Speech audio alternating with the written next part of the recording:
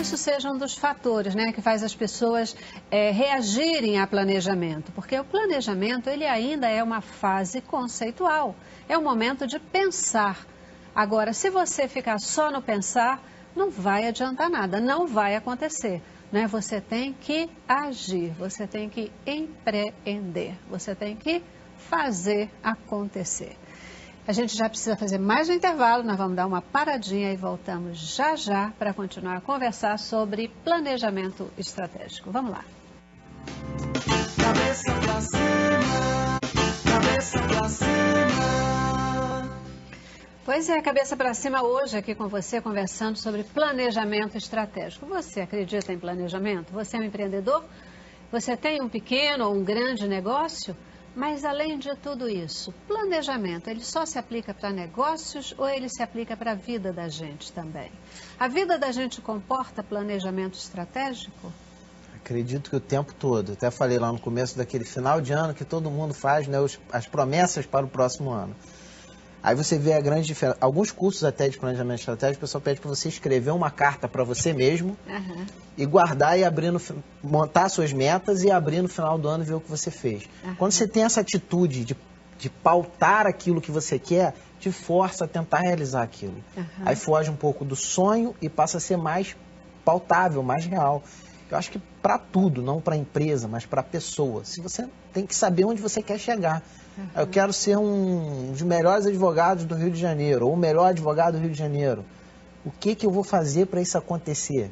Eu vou estudar, eu vou me aperfeiçoar, eu vou tentar um estágio nos melhores escritórios de advocacia para aprender com os melhores.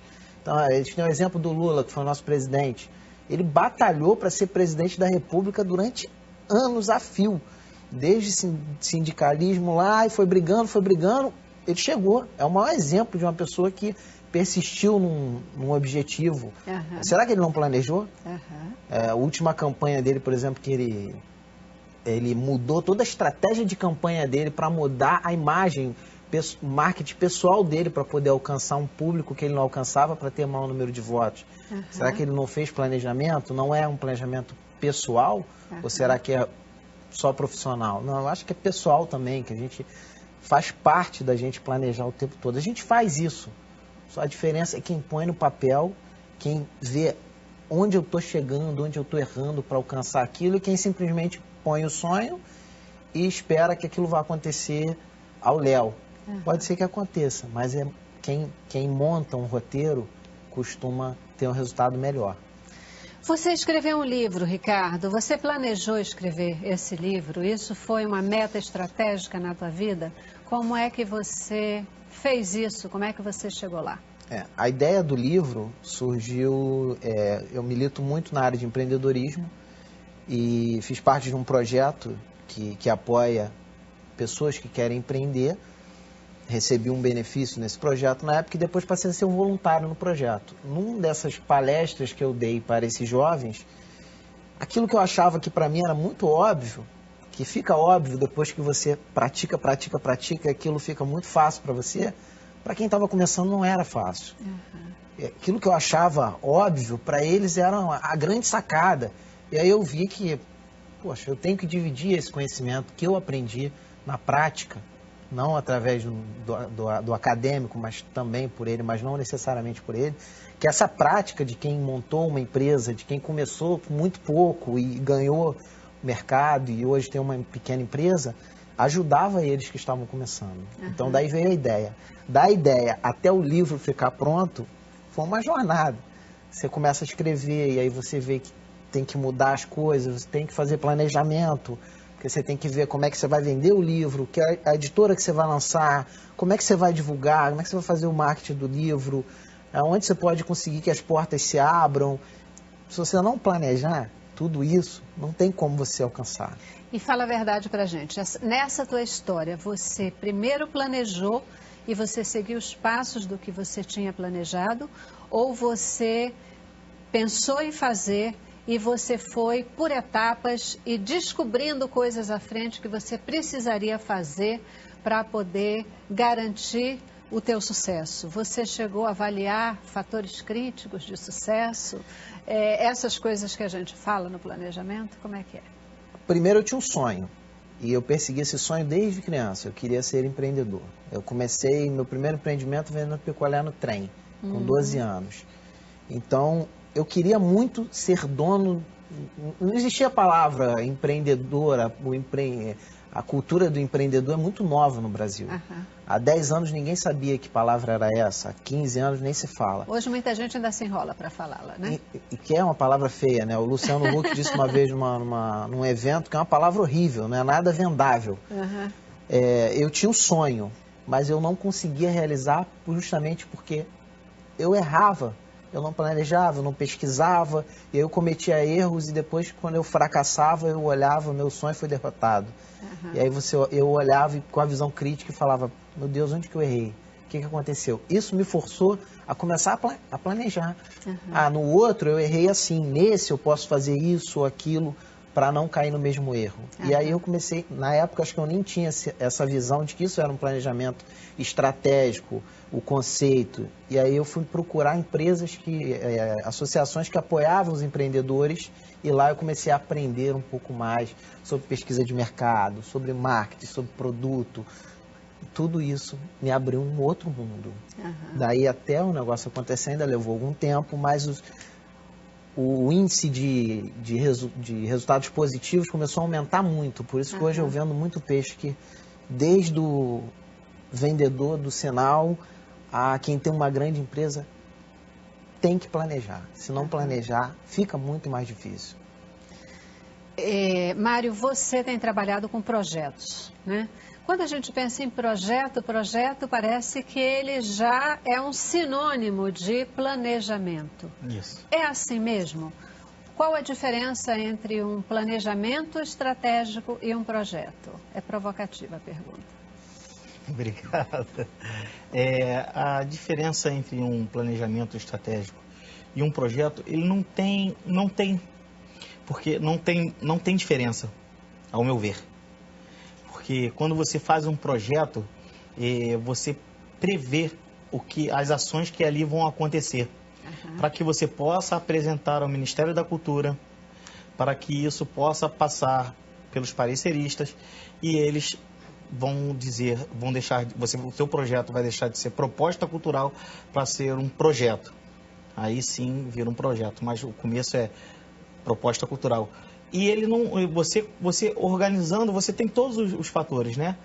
Quantas pessoas, que público, acessibilidade, né? A conservação, que tipo de som, que tipo de iluminação, qual o artista, qual o tempo de duração. Então, o planejamento num projeto, ele é fundamental. É fundamental. E colocando um ponto dentro do que você estava passando para ele, que a estratégia ela é tão importante que ela se resume hoje no dia a dia em sobreviver. Você tem que sobreviver. Se você não perceber que você está planejando alguma coisa, você vai começar a dizer que a vida tem muitas regras. Porque quando você não consegue alguma coisa, eu não consegui porque isso. Mas você, desde criança, você já planeja. Porque com a ajuda dos seus pais, após os seus pais eles te deixarem para o mundo, você está planejando para sobreviver. Então, ou você vai executar aquilo que você aprendeu na escola, aquilo que você aprendeu numa sociedade honesta, e isso você vai dar a sua interpretação. Você vai adquirir como regras ou como planejamento. Planejamento é melhor, né? Que a gente, mesmo com dificuldade, a gente consegue estar hoje aqui com uma apresentadora, né? Podendo passar alguma coisa de experiência, alguma coisa do quanto é importante crer. Que quando você crê, você está planejando, porque você está confiando em alguma coisa que alguém já passou. E agir. Então, quando você crê, você acredita que uma coisa é possível de acontecer, você depois precisa ter o movimento de pensar em como eu posso fazer isso acontecer. Né? E você vai buscar. a forma de fazer. Via de regra, o projeto, ele organiza também essa forma de fazer. Tem todo um cronograma, né? de execução. Ele vai te dizer quais os recursos que você precisa, ele vai te orientar no tipo de recurso, na forma de fazer, no o que vem antes e o que vem depois, né? Ele te ajuda no passo a passo e ele faz a gente chegar lá de fato, né? Eu tinha um chefe nessa linha, né, de acreditar e não acreditar, numa outra empresa mesmo que eu trabalhei por muitos anos, e quando ele queria fazer alguma coisa desandar ou ganhar tempo, ele pedia para fazer um projeto. Ele dizia assim, tá bom, então faz um projeto. Via de regra, né, quando a gente para ganhar tempo. A gente que aprendeu a trabalhar com ele, começou a perceber, então, que que isso era uma estratégia de ganhar tempo dele, né? E alguns de nós que trabalhávamos de uma maneira mais próxima a projeto, com a cabeça, né, de trabalhar com planejamento e tal, descobrindo essa história, a gente começava a fazer projetos que pudessem acelerar o tempo, né? E até que a gente conseguia um pouco mexer com esse chefe e fazer ele mudar a estratégia dele de ganhar tempo, pelo menos com alguns. Porque o projeto, quando ele é bem feito, ele é um recurso imbatível, né? Ele é um recurso imbatível para você ganhar espaços, para você vender a sua ideia, para você poder tornar realidade um sonho. É todo um plano de ação, de execução, parte administrativa, parte de planejamento, parte de divulgação, o que você vai dar de contrapartida em retorno de marketing institucional. Ele te dá o caminho, né? Ele te dá uma meta para você olhar e ver, ó, tô saindo do rumo, vou acertar meu caminho aqui. Porque o problema você falou, deu o exemplo lá de que ele queria atrasar, ele botava o pessoal para planejar, que tem gente que planeja demais e esquece de executar. Aí é o paradigma do empreendedor, que geralmente mete muito a mão, faz e esquece de planejar. E alguns que ficam no planejamento eternamente e não tem coragem de realizar. Mas isso é bom, porque para isso tem os livros. Tem pessoas como o Ricardo, que às vezes você já é um empreendedor, você já corre atrás, eu não quero ouvir mais ninguém, mas eu, escondido, eu vou ler o livro dele, eu vou saber as regras. Porque às vezes, não, na minha lanchonete sei eu. E você tem um empresário que fala, não, isso é besteira, não vou planejar, não sei o quê, mas quando ele tem um problema, ele, meu Deus, estou com um problema enorme, como é que eu vou resolver? Aí ele vai planejar.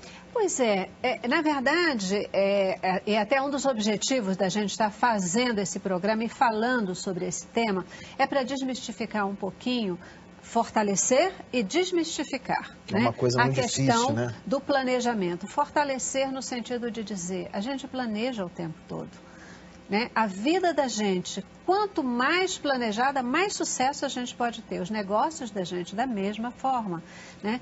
E planejar não é esse bicho de 7 cabeças, não é um negócio que precisa de uma técnica super especial, né? É a vivência do dia a dia. Exatamente, exatamente. Né? Isso criou um pouco dessa cultura, acho que mais para trás, de que planejar aquela coisa...